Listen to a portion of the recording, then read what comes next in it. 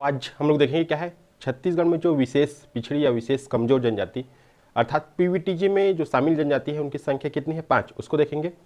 और वैसे तो जनजाति का जो है विभाजन जो है सब अपने अपने हिसाब से अलग अलग कर सकते हो, जैसे कि भाषा के आधार पर बांट सकते हो, उसी प्रकार ऊपरी क्षेत्र, मध्य क्षेत्र, दक्षिणी क्षेत्र जो निवास के आधार पर आप बांट सकते हो। और एक होता है विशेष पिछड़ी जनजाति जो 5 होता है। और छत्तीसगढ़ शासन द्वारा जो 2 जनजाति आपके भुंजिया और पंडों को शामिल किया है वो हो गया दूसरा कैटेगरी। तीसरा होता है अन्य जनजाति, जो इस फॉर्मेट में आपके दिया है क्या है समग्र बुक में, जो हिंदी ग्रंथ अकादमी का है उसमें दिया है। विशेष पिछड़ी जनजाति 5, फिर 2 और क्या है छत्तीसगढ़ शासन द्वारा घोषित जनजाति पिछड़ी हुई और अन्य जनजाति। तो हम लोग उसी फॉर्मेट में देख रहे हैं जिसमें आज पहला है हमारा जो कमजोर जनजाति है उसका पार्ट 1 है, जिसमें हम लोग देखेंगे क्या है आपके अबुझ माड़िया जनजाति के बारे में। और मैंने बताया कि आप अपने हिसाब से क्या है उसको बाइफरगेशन या बाइफरगेट कर सकते हो, आप जैसा चाहो, भाषा के आधार पर चाहो, चाहे रहवास के आधार पर चाहो, चाहे खान पान के आधार पर चाहो, आपके ऊपर डिपेंड करता है कि आप किस कैटेगरी में बांट के पढ़ना चाहते हो। तो हम लोग देख रहे हैं क्या जो समग्र बुक में दिया है उसके हिसाब से। तो चलिए देखते हैं सबसे पहले क्या है आपका अबुझ माड़िया। तो याद रखना अबुझ माड़िया में हम लोग देख रहे हैं सबसे पहले परिचय देख रहे हैं। और इसका जो पीडीएफ है मैं टेलीग्राम चैनल में डाल चुका हूँ। टेलीग्राम चैनल का नाम गजानंद पटेल एजुकेशन है, आप लोग जाइए वहाँ से और पीडीएफ को प्राप्त कीजिए। तो परिचय में याद रखना है आपको, सबसे पहले याद रखना है ये क्या है सबसे असुरक्षित, कहने का मतलब है सबसे ज़्यादा असुरक्षित जनजाति है। और यहाँ पर 2009 से पहले ठीक अनुमति या अबुझमाड़ में क्या है प्रवेश की अनुमति का क्या था निषेध था, या परमिशन लेके ही जाना पड़ता था, इसलिए क्या है सबसे असुरक्षित या इनकी संख्या कम, इस कारण से क्या है असुरक्षित कहा गया है ना। अब याद रखें इसको अज्ञात, तो जो अज्ञात है एक इसका अर्थ है तो अबुझमाड़ है, अबुझमाड़ उसका अर्थ क्या है अज्ञात है। और मेटाभूम जो है अबुझमाड़ को कहते हैं और मेटा कोइतोड़ जो है स्वयं को कहते हैं। तो याद रखना अज्ञात यानी कि अबुझमाड़ को क्या है अज्ञात कहा जाता है, और इसी को इन लोग जो है अबुझमाड़िया लोग क्या कहते हैं मेटाभूम कहते हैं, मेटाभूम के नाम से संबोधित करते हैं। और स्वयं को क्या कहते हैं मेटा कोइतोड़ के नाम से संबोधित किया जाता है। याद रखना एक एक लाइन क्या है क्वेश्चन है, और मैं बताया हूँ क्वेश्चन को हम लोग अभी डिस्कस कर रहे हैं या देख रहे हैं, जो क्वेश्चन बार बार पूछा हुआ है। और ये जनजाति का लगभग 8वां 9वां 11वां 12वां वीडियो होगा ना, आप लोग जाइए देखिए, प्लेलिस्ट बना है सीजी जनजाति करके। अगला देखते हैं उत्पत्ति। तो याद रखना उत्पत्ति को लेकर क्वेश्चन बना हुआ है, ये वाला ज़्यादा इंपॉर्टेंट है आपके मेटाभूम और अज्ञात और मेटा कोइतोड़ ना।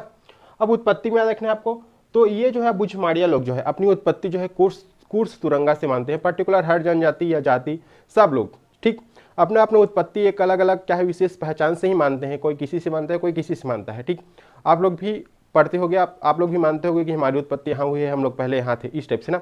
तो इसी प्रकार याद रखना उत्पत्ति लोग कहाँ से मानते हैं तो कुर्स तुरंगा से मानते हैं। अब याद रखना इनका संकेंद्रण, तो जो इनका संकेंद्रण है नारायणपुर जिले में है और बीजापुर जिले के कुछ पार्ट में है। तो मेनली जो आंसर लिया है संकेंद्रण में आपको याद रखना है ओरछा जो तहसील है, ओरछा एक ब्लॉक है कहाँ आपके नारायणपुर जिले का, तो यहाँ क्या है इतना संकेंद्रण है। और अभी मेंस में अबुझमाड़ पर क्या है निबंध भी आ चुका है, इस चीज़ को याद रखना है आपको, अबुझमाड़ पर क्या है निबंध लिखने के लिए आया था। अगला देखते हैं आपके इसमें है उपवर्ग। तो याद रखना इनके 2 उपवर्ग है, दोनों को क्वेश्चन पूछ चुका है, एक है आपके दादा भाई और एक है आपके अको मामा। तो एक किनकी उपवर्ग है इसको पूछा है, तो याद रखना आपको क्या है दादा भाई और अको मामा क्या है अबुझमाड़िया के उपवर्ग है। अब कृषि की बात किया है, कृषि को पेंदा याद रखना है या पेद्दा, कई तो बुक में अलग मिलता है और कई बुक में अलग मिलता है, ये होता है पेंदा या पेद्दा प्रकार की क्या करते हैं कृषि करते हैं। अब याद रखना विवाह प्रथा, विवाह में जो है हम लोग अच्छे से देखे हैं, आप लोग अभी देख लीजिए, विवाह में एक बार जरूर जाके वीडियो को देखिए। अगला है इसमें बिथेर, तो बिथेर का अर्थ क्या होता है सह पलायन विवाह, सह पलायन। और ओडियत्ता में इनका हट विवाह को कहा जाता है ओडियत्ता। और संस्कार में एक याद रखना इसको लेके क्वेश्चन पूछा था, कांडा बरा नामक जो है पुष्प संस्कार ये कौन सी जनजाति में प्रचलित है, तो आंसर लिया था आपके अबुझमाड़िया में। ठीक कांडा बरा, इस चीज को याद रखना है, कांडा बरा नामक क्या है पुष्प विवाह संस्कार कौन सी जनजाति अबुझमाड़िया। अब नृत्य में याद रखना है आपको ककसार, काकसार, ककसाड़ या काकसाड़, ये शब्द को याद रखना है आपको, एग्जाम में एक बार पूछा था काकसाड़, काकसाड़ बोल रहा हूँ ना मैं, इस चीज को याद रखना है आपको। उत्पत्ति ये अपना जो है उत्पत्ति गोंड से मानते हैं, क्योंकि गोंड जो है छत्तीसगढ़ में क्या है अगर जनजाति की बात की है तो सबसे बड़ी जनजाति समूह है ना। तो अबुझमाड़िया की उत्पत्ति कहाँ है गोंड से है। अब इनके जो उपवर्ग देखें हम लोग दादा भाई और अको मामा, इस चीज को भी याद रखना है आपको।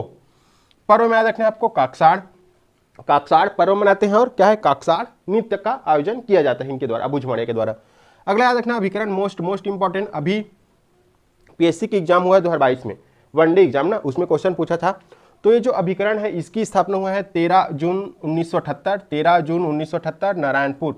और ये जो अभिकरण है इसका नाम क्या है, तो अबुझमाड़ विकास अभिकरण, अबुझमाड़ विकास अभिकरण। और ये कहाँ है, आपके नारायणपुर जिला में स्थित है। 13 जून 1978, इस चीज को याद रखना, क्वेश्चन सीधा सीधा पूछा था। अगला देखते हैं विशेष में याद रखना।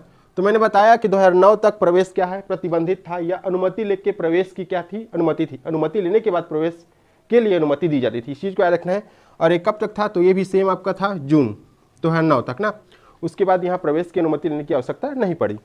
फिर मृतक स्तंभ की परंपरा है इस जनजाति में, इस चीज को याद रखना है आपको। कई बार क्वेश्चन पूछता है स्टेटमेंट में, दे देगा निम्नलिखित में से कौन सा कथन जो है अबुझमाड़िया जनजाति के संबंध में सही है या नहीं है, सत्य है या असत्य है, ये दोनों चीज को आपको ध्यान देना है।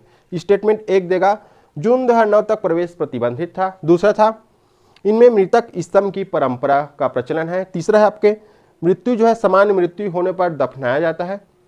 चौथा देगा अप्राकृतिक मृत्यु होने पर दफनाया जाता है। तो हमने क्या पढ़ा है, सामान्य मृत्यु पर दफनाया जाता है, और अप्राकृतिक मृत्यु पर क्या है, जलाया जाता है। तो आपका स्टेटमेंट चौथा क्या हो जाएगा, गलत हो जाएगा। तो इस संदर्भ में भी आपको याद रखना है। या फिर दूसरा क्या बनेगा, यहाँ पर दिए गए जो है विकल्प में कूट का चयन कीजिए, 1 2 3 4 करके बना देगा इसको, 1 2 3 और 4, नीचे फिर कूट रहेगा। अब यहाँ पर कूट में लिखेगा सही कूट का चयन करना है या गलत कूट का, सत्य या असत्य। फिर यहाँ पर ABCD में देगा आपको 1 2 3 4, 1 2 1 2 3, इसमें से आपको चयन करना है। तो इस टाइप से आपको क्या है, स्टेटमेंट के हिसाब से याद करना है। हाँ, या मृत्यु में देख लो, सामान्य में दफनाया जाता है, और अप्राकृतिक अगर मृत्यु होता है अप्राकृतिक ना, तो वहाँ पर क्या है, जलाने की परंपरा क्या है, प्रचलित है। तो ये अबुझमाड़िया का कुछ एकदम चुनिंदा टॉपिक है जहाँ से क्वेश्चन बार बार पूछता है। नेक्स्ट वीडियो में फिर देखेंगे इसका जनजाति क्या है, पार्ट 2 देखेंगे ना। तो आप लोग इसका एक बार स्क्रीनशॉट ले लीजिए। और PDF के लिए आप लोग टेलीग्राम चैनल से जुड़िए। इसका PDF जो 5 विशेष पिछड़ी जनजाति, उसका PDF मैं टेलीग्राम चैनल में अपलोड कर चुका हूं पहले। और आप लोग क्या कीजिए, वीडियो को लाइक कीजिए, चैनल को सब्सक्राइब कीजिए, और कृपया करके दोस्तों में ज़्यादा से ज़्यादा शेयर कीजिए। थैंक यू आप सभी का।